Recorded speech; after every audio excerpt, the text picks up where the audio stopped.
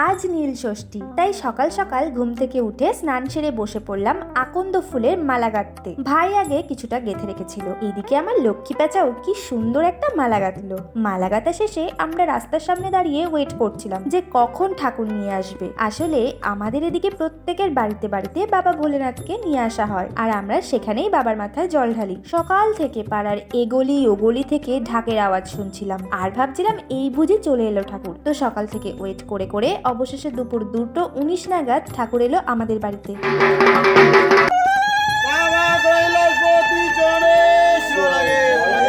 প্রথমে মা ঠাকুরের মাথায় জল ঢেলে নিল এবং মূল সন্ন্যাসীর মাথায়ও জল ঢেলে নিল। এরপর আমি আর ভাইও একে একে ঠাকুরের মাথায় জল ঢালা কমপ্লিট করে নিলাম।